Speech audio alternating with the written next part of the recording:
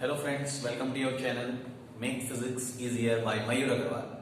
आज मैं आपका टीचर, आपका फ्रेंड मयूर आपके साथ हूं इक्वेशन ऑफ लाइन के सेकंड पार्ट के साथ। Equation of line is a very important chapter which is in the branch of coordinate geometry. Mathematics की एक ब्रांच है कोऑर्डिनेट ज्योमेट्री, उसी का पार्ट है इक्वेशन ऑफ लाइन। कई लोग इसे इक्वेशन ऑफ स्ट्रेट लाइन से कहते हैं क्योंकि अभी हमारे सिलेबस में 10th के सिलेबस में इक्वेशन ऑफ स्ट्रेट लाइन है। उसके बाद सीनियर क्लासेस में equations of other curve lines भी है, तो इसलिए अभी हम इस चैप्टर को इक्वेशन ऑफ स्ट्रेट लाइन से भी कह सकते हैं, इंडिकेट कर सकते हैं। In the last video I have discussed very simple questions with you. आज के वीडियो में हम लोग कुछ स्पेशल क्वेश्चन सीखेंगे और किस तरह से इक्वेशन उनकी निकाली जाए, किस तरह से इक्वेशंस के फॉर्म आते हैं, ये हम सीखेंगे। तो वीडियो को लास्ट तक देखिएगा और किसी भी तरह की कोई प्रॉब्लम हो तो मुझसे जरूर शेयर करिएगा। Okay, let's start the video. आज का पहला क्वेश्चन जो मैंने चूज किया है वो है find the equation of line. Find the equation of line through the point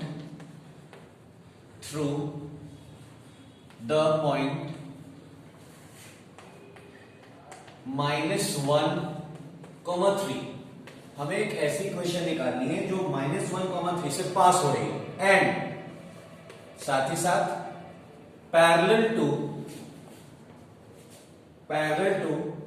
line joining, और साथ ही साथ वो लाइन पैरेलल हो जो कि ज्वाइन कर रही हो पॉइंट्स जो कि दिए गए आगे।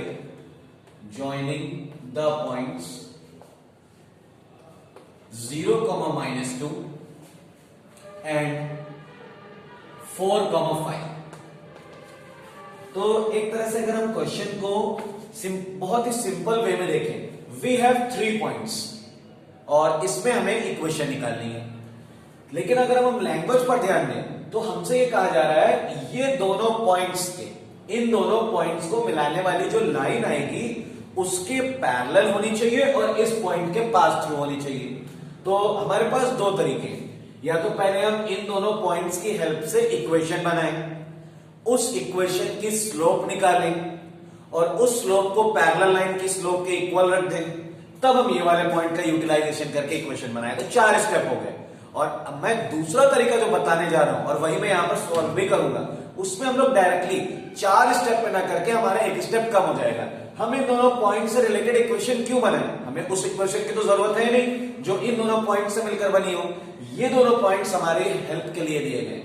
हम इन दोनों पॉइंट से स्लोप निकाल लेते हैं। जैसा कि आप जानते हो, स्लोप का फॉर्मूला होता है y2 - y1 upon x2 - x1। ये फॉर्मूला स्लोप का हम तब अप्लाई करते हैं जब हमारे पास दो कोऑर्डिनेट्स होते हैं। इन दोनों कोऑर्डिनेट्स का यूज करते हैं। ये हमने कंसीडर कर लिया x1 y1 और ये कंसीडर कर लिया x2 y2। सो 5 - 2 अपॉन 4 - 0। सो ये बन जाएगा 5 + 2 अपॉन 4। सो ओवरऑल देखें तो स्लोप की वैल्यू आ गई 7/4 इन दोनों पॉइंट्स का यूटिलाइजेशन करके। लाइंस पैरेलल है इसलिए m1 = m2 होना चाहिए। सो m2 इज ऑल्सो 7/4। अब हमारे पास स्लोप की वैल्यू आ गई 7/4 और कोऑर्डिनेट दिया है x1 y1, ये जो पॉइंट है -1, 3। इक्वेशन ऑफ लाइन का फॉर्मूला क्या होता है? y - y1 = m x - x1। सो y - y1 के प्लेस पे 3, m के प्लेस पे 7/4, x माइनस की वजह से हो जाएगा +1। सो 4y - 12 = 7x + 7।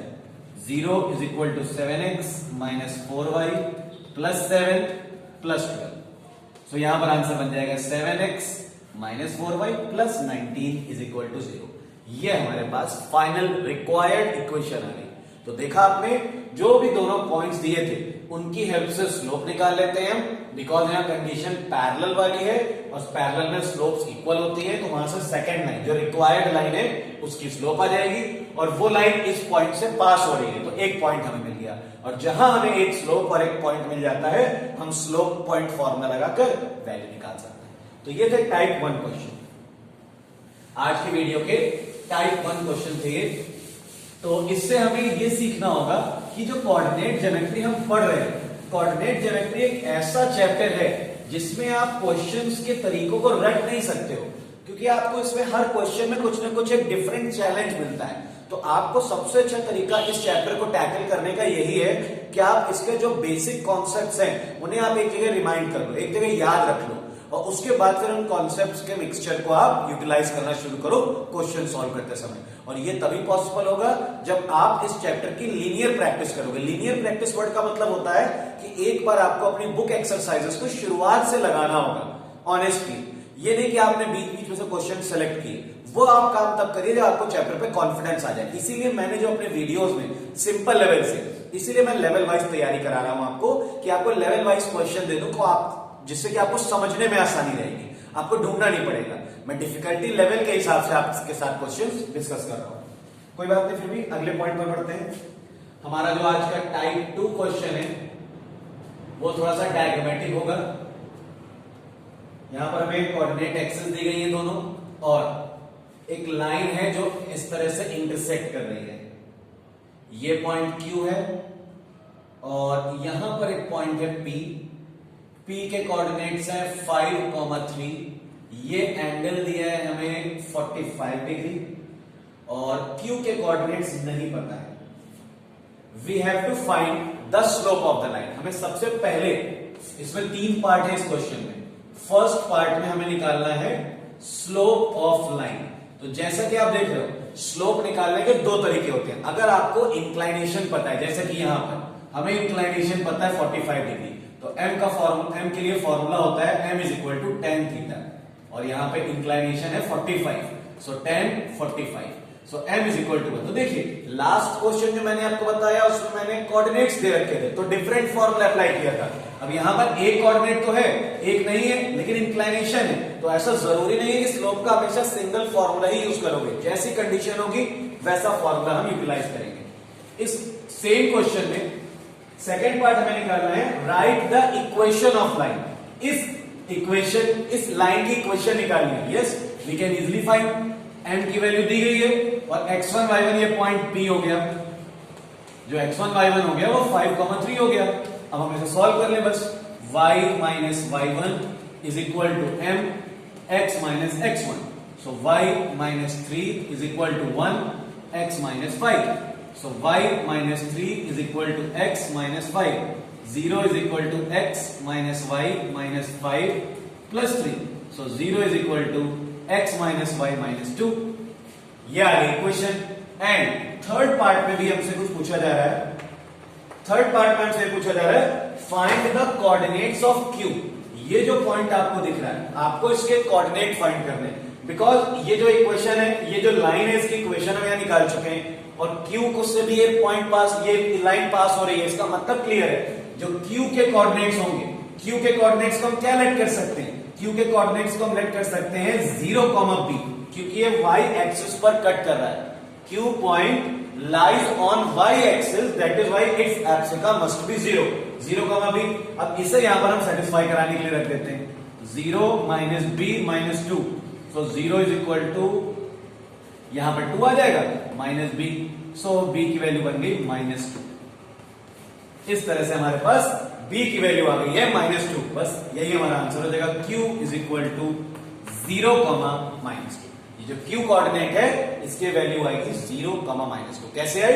जो भी हमें इक्वेशन मिली है इसके कोऑर्डिनेट आपको पहले कंसीडर करने पड़ेंगे, जो कि 0, B होंगे। 0 एब्सिका के प्लेस पे इसलिए आ रहा है because Q point lies on the y axis. याद रखिएगा, ये 2 बातें मैं अपने हर वीडियो में बोल देता हूं आप लोगों से। If any point lies on x axis then its coordinate will be 0, and if any point lies on y axis then its एब्सिका must be 0। तो अब ये एक ऐसा क्वेश्चन आ गया जिसमें सारे कॉन्सेप्ट यूज हो गए। पहले पार्ट में हमें m का फॉर्मूला लगाना पड़ा इंक्लाइनेशन वाला, फिर इक्वेशन लगाई, और फिर हमने जो हमारा कॉन्सेप्ट कहता है वो अप्लाई करके कोऑर्डिनेट निकाल लिए। तो ये थे टाइप 2 क्वेश्चंस। अगले टाइप के क्वेश्चंस पर बढ़ते हैं। होपफुली आपको सारी चीजें यहां पर मैंने डिफिकल्टी लेवल के हिसाब से बताई हैं, तो आपको इंटरेस्ट भी आपका बना होगा और आपको चीजें क्लियर भी हो रही होगी। बट फिर भी अगर कोई प्रॉब्लम है तो आप मुझसे कांटेक्ट कर सकते हो। Find the equation of line, ये हमारा थर्ड टाइप का क्वेश्चन है। Find equation of line, condition क्या है? Through 0, -3, through 0, -3 and perpendicular to the line. मैं परपेंडिकुलर का यहां साइन यूज कर दे रहा हूं, perpendicular to the line joining -3, 2 and 9, 1। देखिए, जो आज का मैंने आपको क्वेश्चन नंबर 1 बताया था, ये उसी की तरह लैंग्वेज वाला दिख रहा है, सिर्फ क्वेश्चन नंबर 1 में क्या था? पैरेलल वर्ड था और यहां पर परपेंडिकुलर वर्ड है। So how can we solve this question? First of all we can find m1, y2 minus y1 upon x2 minus x1। So these points जिनसे वो लाइन पास हो रही है, जो लाइन ज्वाइन करके बन रहे हैं, इनको आप x1 y1 और x2 y2 कंसीडर कर लीजिए। और सबसे पहले यहां से m1 निकालते हैं, तो 1 - 2 upon 9 -3, so -1 upon 9 + 3 -1/12, ये आ गई m1 की वैल्यू। And we know for perpendicular m1 into m2 is equal to -1, so m2 is equal to -1 upon m1, so m2 is equal to -1 upon -1/12। Solve करेंगे तो m2 की वैल्यू आ रही है 12, ये आ गई स्लोप। अब हमारे पास देखिए स्लोप की वैल्यू है 12 और x1 y1 जो हमारे पास है उसकी वैल्यू है 0, -3। बस दो वैल्यूज है हमारे पास, इनसे हम इक्वेशन आसानी से बना सकते हैं। y - y1 is equal to m x - x1, so y minus ये हो जाएगा प्लस, क्योंकि माइनस में है वैल्यूज की, m की वैल्यू 12 एंड x -0। सॉल्व करा लेते हैं, y + 3 is equal to 12x, so 12x - y - 3 is equal to 0। This is the final answer. तो इस तरह से देखा हमने, जब भी दो पॉइंट्स दिए जाएं उनकी हेल्प से पहले हम स्लोप निकाल लेते हैं उस लाइन की जो दोनों पॉइंट से पास हो रही है। फिर हम जैसी भी कंडीशन होती है, अगर पैरेलल कंडीशन है तो स्लोप्स को इक्वल रख देते हैं, परपेंडिकुलर है तो मल्टीप्लाई दोनों का प्रोडक्ट -1 के इक्वल। वहां से जो रिक्वायर्ड लाइन है उसकी स्लोप आ जाएगी, रिक्वायर्ड लाइन की स्लोप आ जाएगी, और वो रिक्वायर्ड लाइन जिस पॉइंट से पास हो रही है वो पॉइंट हमें क्वेश्चन में दिया जाएगा। उन दोनों को यूटिलाइज करके स्लोप पॉइंट फॉर्मूला रख देंगे, स्लोप पॉइंट फॉर्मूला रखते ही हमारे पास आंसर आ जाएगा।